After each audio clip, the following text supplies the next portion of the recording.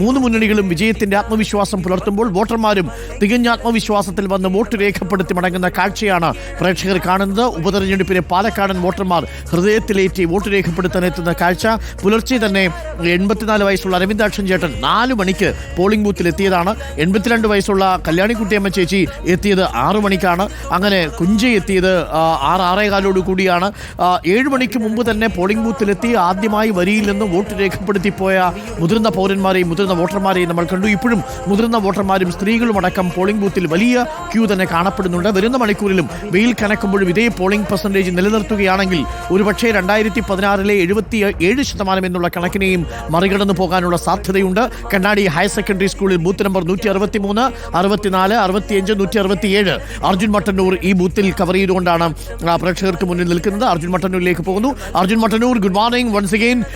ഇപ്പോൾ Kannadi higher secondary സ്കൂളിൽ ഇത്തവണ LDF-ഉം UDF-ഉം തമ്മിൽ പൊഴിഞ്ഞ പോരാട്ടം നടക്കുന്ന ഗ്രാമപഞ്ചായത്താണ് കണ്ണാടി പഞ്ചായത്ത് നിലവിൽ LDF-ന്റെ കയ്യിലാണെങ്കിലും അവിടെ UDF-ഉം വളരെ ശക്തമാണ്. കണ്ണാടിയിൽ ലീഡ് ചെയ്യും എന്നാണ് LDF കേന്ദ്രങ്ങൾ പറഞ്ഞിരുന്നത്. NDA പറഞ്ഞത് കണ്ണാടിയിൽ പോലും തങ്ങൾക്ക് വലിയ സാന്നിധ്യം ഇക്കുറി ഉറപ്പാക്കാൻ സാധിക്കുമെന്നുള്ളതാണ്.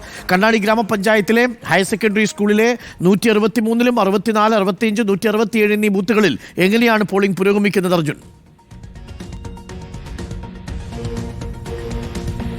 അരുൺകുമാർ, ഞാൻ ഇപ്പോൾ നിൽക്കുന്നത് നേരത്തെ നമ്മൾ കാണിച്ചത് കണ്ണാടി ഹയർ സെക്കൻഡറി സ്കൂളിലെ ദൃശ്യമാണ്. ഇപ്പോൾ കണ്ണാടി ABUP സ്കൂളിലെ ആണ് ഇപ്പോൾ ഉള്ളത്. ഇവിടെയും 4 ബൂത്തുകളുണ്ട്. 168, 169, 170, 172 ബൂത്തുകളാണ് കണ്ണാടി ABUP സ്കൂളിലുള്ളത്. ഈ കാണുന്ന 168 നമ്പർ ബൂത്താണ്. ഇവിടെയും രാവിലെ മുതൽ തന്നെ അത്യാവശ്യം തിരക്കുണ്ട്. എന്തായാലും മറ്റ് ബൂത്തുകളെ അപേക്ഷിച്ച് വലിയ തിരക്ക് ഇവിടെ കാണുന്നില്ല. എങ്കിൽ പോലും ഉച്ചയോടുകൂടി കൂടുതൽ മന്ദഗതിയിലാകാൻ സാധ്യതയുണ്ട്. പരമാവധി ആളുകൾ രാവിലെ തന്നെ വോട്ട് ചെയ്യുക എന്നുള്ളതാണ് പരമാവധി പേർ ലക്ഷ്യമിടുന്നത്. പ്രത്യേകിച്ച് ചൂട് കൂടുന്നതിന് മുൻപ് ജോലിക്കും മറ്റും പോകേണ്ടവരുണ്ട്. അവരൊക്കെ തന്നെ രാവിലെ തന്നെ വോട്ട് ചെയ്ത് മടങ്ങുക എന്നുള്ളതാണ് പ്രധാനമായും ലക്ഷ്യമിടുന്നത്. എന്തായാലും കണ്ണാടി പഞ്ചായത്ത് ഇത്തരത്തിൽ LDF ഭരിക്കുന്ന പഞ്ചായത്താണ്. ഈ പഞ്ചായത്തിൽ ആകെയുള്ള 15 സീറ്റിൽ 8 സീറ്റ് LDF-നും അതോടൊപ്പം 7 സീറ്റ് UDF-ഉം വിജയിച്ചതാണ്. എന്തായാലും ഇവിടെ LDF-ന്റെയും UDF-ന്റെയും ഒരു ശക്തി കേന്ദ്രമാണ്. സ്വാഭാവികമായും ഇരു മുന്നണികളും ഇത്തവണ കണ്ണാടി പഞ്ചായത്ത് ഒപ്പം നിൽക്കും എന്നൊരു ആത്മവിശ്വാസം പ്രകടിപ്പിക്കുന്നുണ്ട്. എന്തായാലും നിലവിൽ രാവിലെയുള്ള ഒരു കാഴ്ച ദൃശ്യങ്ങൾ മനസ്സിലാക്കുന്നത് വോട്ടർമാർ കൂട്ടത്തോടുകൂടി തന്നെ പോളിംഗ് ബൂത്തിലേക്ക് എത്തുന്നു എന്നുള്ളതാണ്. എന്തായാലും ഇപ്പോൾ കാണുന്നത് കണ്ണാടി ABUP സ്കൂളിലെ 168 നമ്പർ ബൂത്താണ്. ഇവിടെ രാവിലെ മുതൽ തന്നെ ആളുകളുണ്ട്. ഇപ്പോഴും ക്യൂ ഉണ്ട്. ഇതിന് തൊട്ട് പിറകിലുള്ള ബൂത്തുകളിലും വലിയ ക്യൂ ദൃശ്യമാണ്. എന്തായാലും വലിയ ക്യൂ തന്നെയാണ് മിക്ക ഇടങ്ങളിലും ഉള്ളത്. അതോടൊപ്പം തന്നെ എടുത്തു പറയേണ്ടത് സാങ്കേതിക പ്രശ്നങ്ങൾ ഇത്തവണ കാര്യമായി റിപ്പോർട്ട് ചെയ്തിട്ടില്ല എന്നുള്ളത് തന്നെയാണ്.